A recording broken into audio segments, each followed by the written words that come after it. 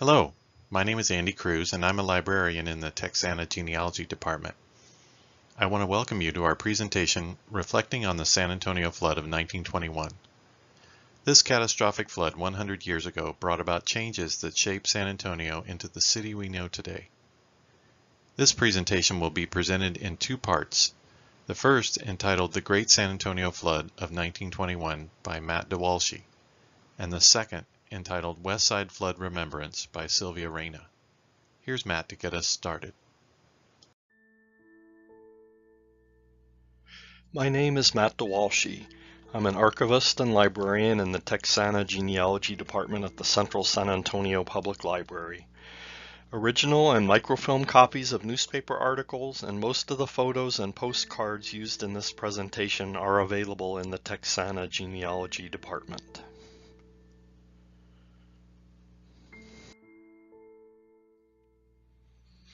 On the morning of September 7th, 1921, a minimal hurricane with wind speeds of 80 miles an hour made landfall on the Mexican Gulf Coast just south of Tampico. 100 years ago, they didn't name storms or rate them, but it would have been analogous to a Category 1 hurricane by today's standards. They also didn't have weather satellites or sophisticated advanced warning systems in place. Tropical storm remnants headed north and stalled out over central Texas. Williamson County, just north of Austin, was especially hard hit. Taylor received 23 inches, and Thrall, just a few miles east, received an unofficial record total of 36 to 40 inches. Austin and San Marcos each had over 18 inches, and New Braunfels and parts of northern Bexar County received 12 to 15 inches. In the early 1920s, broadcast radio was still a novelty, so there was no mass media to provide widespread public alerts about deteriorating weather conditions. Many flood victims were caught completely by surprise. As we've seen recently with Hurricane Ida, even with advance warning, floods can still be devastating.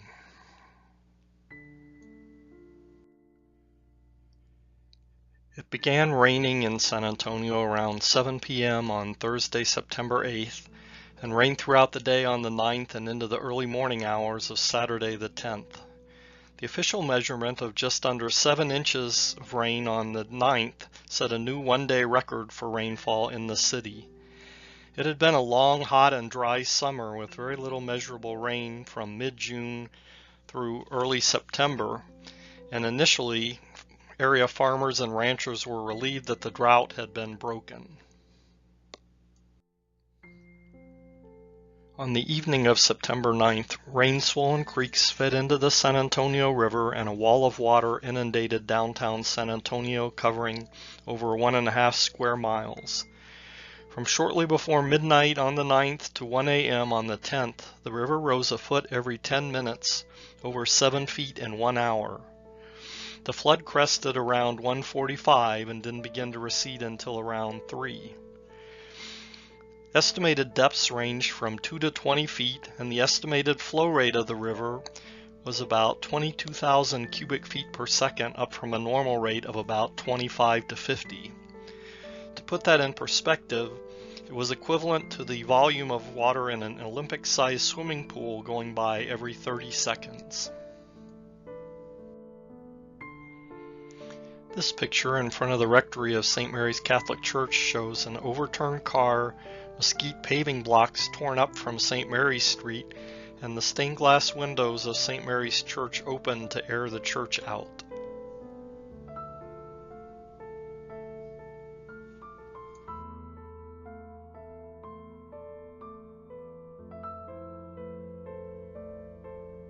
The San Antonio Lights press room was flooded.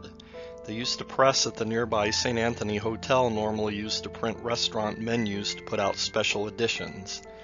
As you can see in this original copy on the left, the layout and typeface font look different.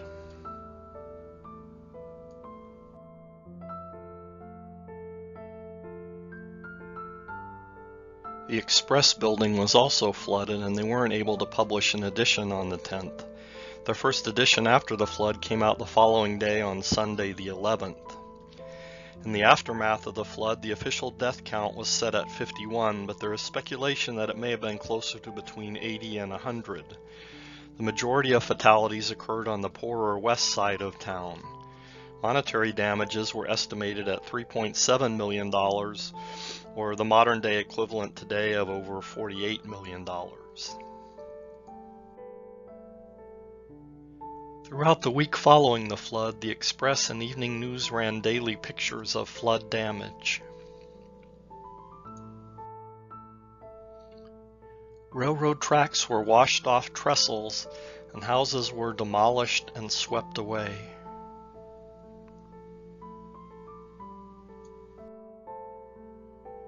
This is an original copy of the Evening News from September 13th, showing pictures of a railroad track washed off a trestle and homes reduced to rubble. Many homeless people were temporarily housed in tents. The following Sunday, both the Express and the Light printed spreads of photos on the flood.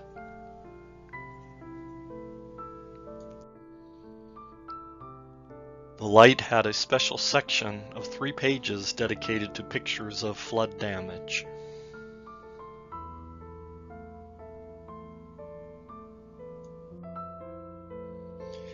"13 of the city's 27 bridges were severely damaged or destroyed.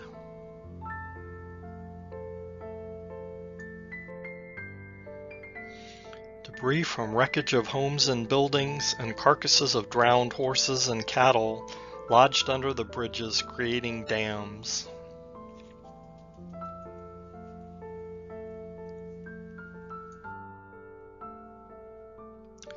The flood gauge behind the fire department near the St. Mary Street Bridge reached a depth of 19 feet.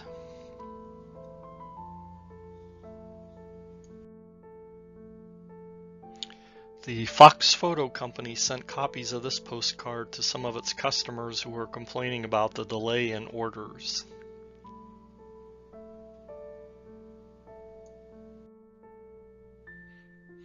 In the immediate aftermath of the flood, commercial photographers quickly put together special packets of fold-out commemorative souvenir postcards with 18 images of the flood on 2 sides for people to send to friends and relatives around the country.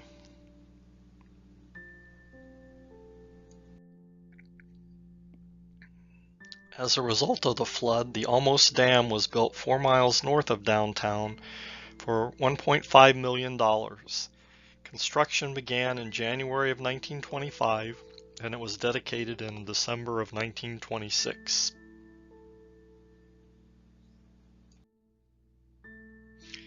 The river channel was straightened and walls reinforced, which led to the development of the San Antonio Riverwalk.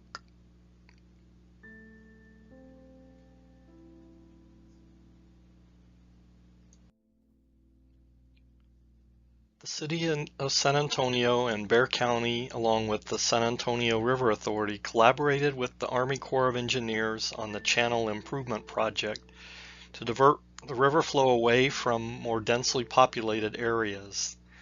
This project ran from the late 1950s through the mid-1980s.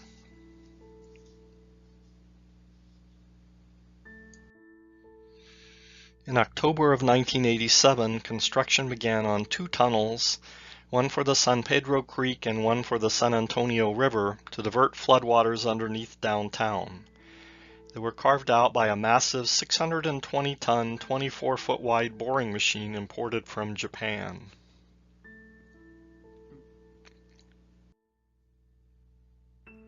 The San Pedro Creek Tunnel is slightly more than a mile long. It cost $39 million to build, and it opened in 1991.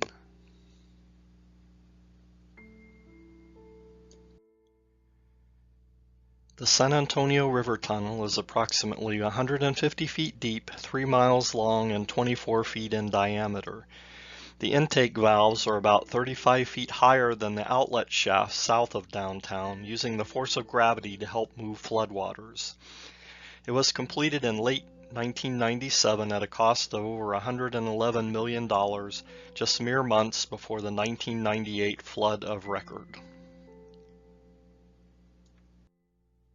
On October 17, 1998, San Antonio received 11.26 inches of rain. It marked the first time the city had received over 10 inches in one day and shattered the previous one-day record from September 9th of 1921 by almost 4.5 inches. At the time, it was considered a 500-year flood event. Despite some unanticipated setbacks, such as several of the intake valves getting clogged with large tree trunks and telephone poles, the river tunnel functioned largely as advertised and prevented catastrophic flooding. Some estimates said downtown could have been under 6 feet or more of water if not for the tunnel. At the peak of the flood, it handled 3 million gallons of water per minute. There have been 2 other 100-year flood events since 1998, one in July of 2002 and the other in May of 2013, and another major flood event Memorial Day weekend of 2015, and the river tunnel again spared downtown from serious flooding. The tunnel has been recognized with several prestigious national civil engineering awards and serves as a model for other flood-prone cities.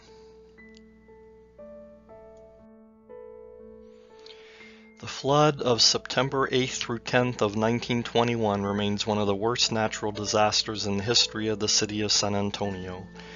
As bad as it was, it could have been even much worse if the city had been hit directly by the 2 to 3 feet of water that fell in Williamson County, or if the peak of the storm had come during a weekday when many more people were downtown rather than early in the morning on a weekend. The death toll would have likely been much higher. Some positive things have resulted from the 1921 flood. Despite recent flood events with significantly higher rainfall totals, the Olmos Dam, river channel improvement projects, and San Pedro Creek and San Antonio River tunnels have all helped to prevent a recurrence of the levels of destruction and loss of lives in 1921, and made San Antonio a safer and better place to live. Hello, my name is Sylvia Reyna with the Texana Genealogy Department of the San Antonio Public Library. 100 years ago, on September 9th and 10th, 1921, San Antonio was devastated by a major flood that crippled our city and changed its face forever. Most folks have seen the photos of the downtown area and the destruction that occurred there, but the hardest hit areas of the west side and the south side were overlooked. The epic flooding captured in these photos are part of the Texana genealogy collection. The Alazan, Apache, Martinez, Zarzamora, and San Pedro creeks on the west side roared over their banks, and the raging waters left a slough of devastation. What follows are accounts taken from various online databases, digital newspapers, microfilm, and books. Here are some newspaper clippings on the flood. The Spanish-language newspaper La Prensa had an advertisement for a special edition of a 64-page booklet focusing on the west side's destruction, La Inundación de San Antonio. Reported in the tragedy of the flood of San Antonio, a memory of the terrible catastrophe, are pictorial depictions and first-hand accounts of the ravages of the deadly weekend, humanizing the death and destruction. With the aid of the San Antonio Public Library's database subscriptions, I was able to locate news articles that recounted the story of the deluge. Reports of the death toll varied, and is actually thought to be higher than the usually reported number of 37, somewhere between 80 and 100, as some of the bodies were never recovered and some were swept away or buried in the mud. The force of the water did not discriminate, taking everything in its path, from humans to houses to bridges to railroad tracks. The Corps of Engineers compiled maps illustrating the arteries of wreckage.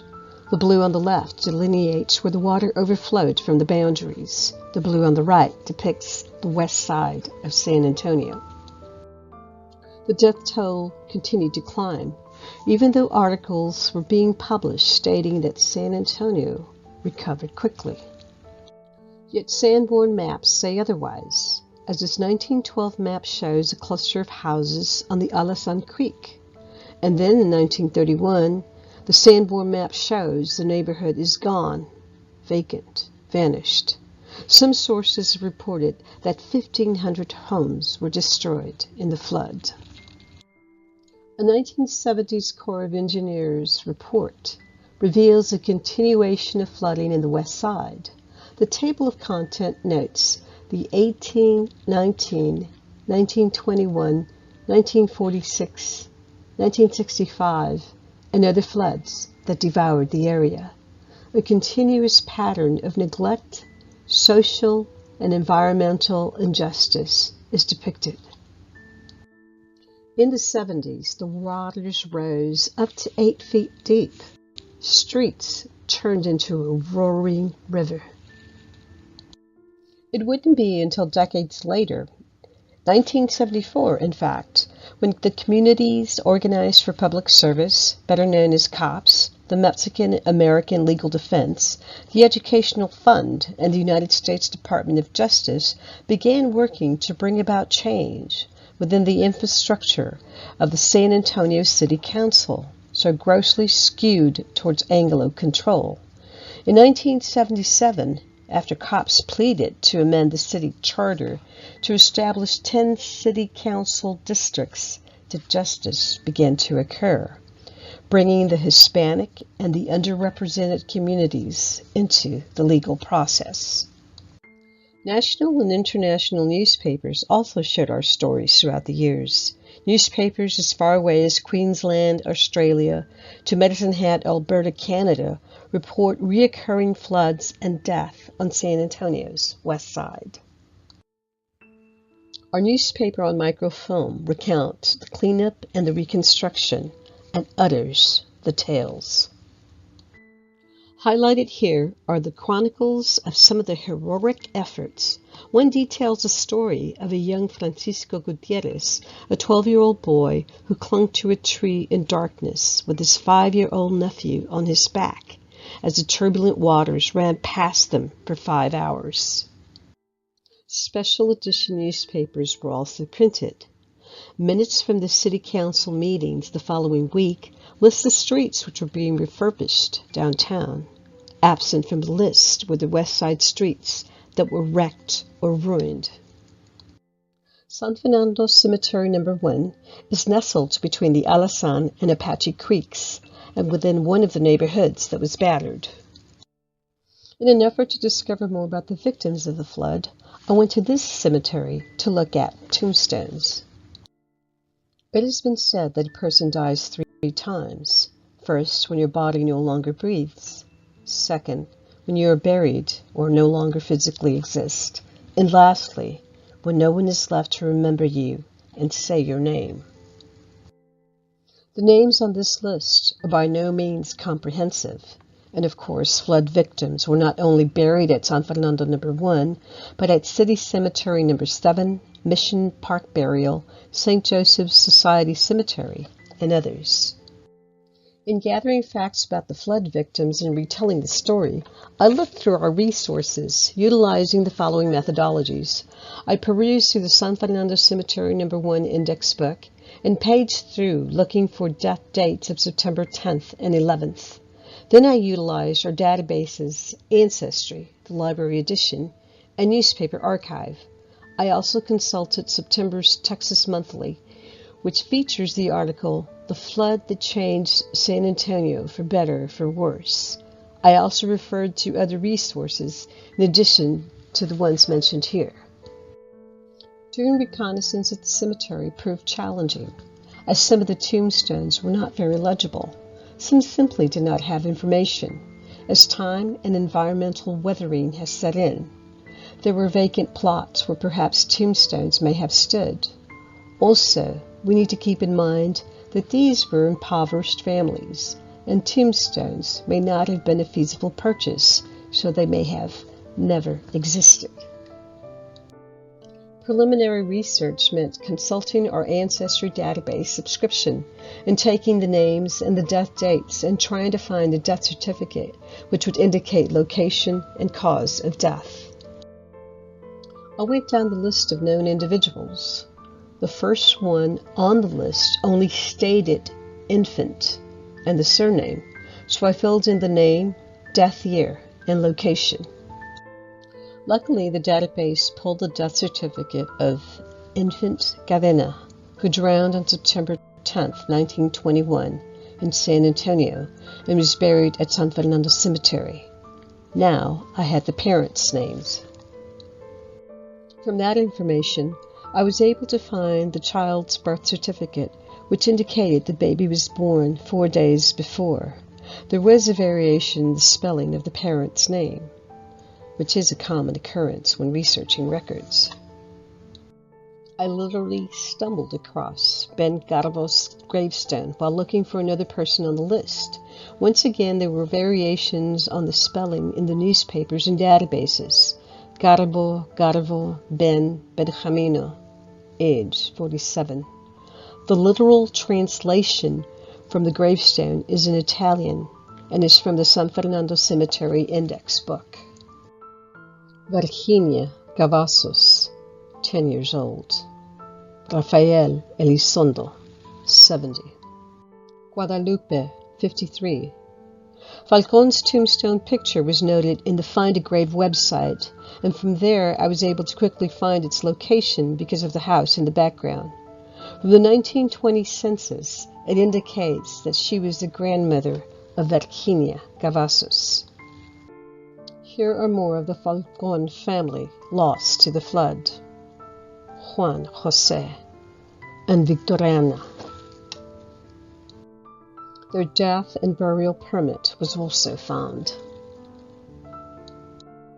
The Frauster children, Hortensia, age 2, Ramon, 6. The De la Garzas, Carlota, 3, and Lotardo, 1 year old. Onsemo, 4. Petra, 35. Figurines, Emma, 25. Gilberto, 9 months old. Again, the tombstone was hardly legible, and it was only by seeing the death date that I was able to detect that these individuals were flood victims with variations in the spelling of their names. The Hernandez family lost Adolfo, 4. Elena, 25. Estela, 5. Baby Fred Johns was listed as Fred Johnson and Fred Jones in various newspapers. I found the death certificate, which did not list his mother, but only his father, Arthur Jones. By researching the City Clerk's Municipal Archives digital records, the birth index noted his mother's name, Anita Escareno. I was then able to find the birth certificate, which noted variations in the descriptions of the parents and their child, Fred Johns, 4 days old. Ignacia Lopez, 25. Francisco Morales, 56. Rosa Ramirez, 55. Maria Ramon, 12. The Cepedas, most of the family, perished into the abyss of the water. The census record here shows all the family members. All but the father died. Juanita Ramon de Cepeda, 28. Donacion, 5. Estela, 10. Lupita, 7. Tomasita, 8. Y el agua se los tragó. The impact of these drownings left a festering sore on the image of how a city is supposed to care for its people. Reports and books have since emerged which question the hows and the whys and the environmental injustices and practices. $1.5 million was spent on the revitalization of the North Side, repairing the damage, refurbishing, and building the Olmos Dam. A mere $6,000 was spent on the Alazan and San Pedro Creek rehabilitation, where loss of life was hardest hit. Yes, a flood control system was developed that eventually transformed the San Antonio River into a linear park, but at a cost that disparaged and ignored the death toll of a disproportionately affected. As these survivors were attempting to regain some normality, the doors were closing on the disaster relief and assistance. There was no FEMA back then. These people on the West Side were forced again to face the everyday injustices, discrimination, and entrenched inequalities. Professor, author, historian, and environmental analysis scholar Char Miller goes full throttle in his new book, West Side Rising, revealing the political and environmental inequities and detailing how the flood ignited the Latino environmental justice movement. The Mexican-American Civil Rights Institute, the Esperanza Peace and Justice Center, and the West Side Preservation Alliance will be bringing you the full story. For those interested in learning more about the impact of the 100-year flood on the West Side, there will be a West Side History Symposium on November 20th at the Guadalupe Theater. Be sure to register for this important and informative event. And in conclusion, as we commemorate the 100-year anniversary of the Great Flood of San Antonio, let us please take a moment to reflect on the other tragic anniversary our country is observing in September, as well as the lives currently being shattered by the pandemic. Let us hope that the grief these people bore and that we still bear today will give us strength. Let us hope that the ephemeral tapestry of life, interwoven with the courage and fragility of the human spirit, keeps strong in us the resiliency to build a better tomorrow. Remember the flood of 1921. Thank you. We invite you to visit our Texana Genealogy webpage at the URL listed on top. You may also contact us via email at genealogydesk@sanantonio.gov. If you would like to keep up with all San Antonio Public Library videos on YouTube, click the red subscribe button below. If you have any further questions, please visit mysapple.org or call 210-207-2500. Thanks for watching.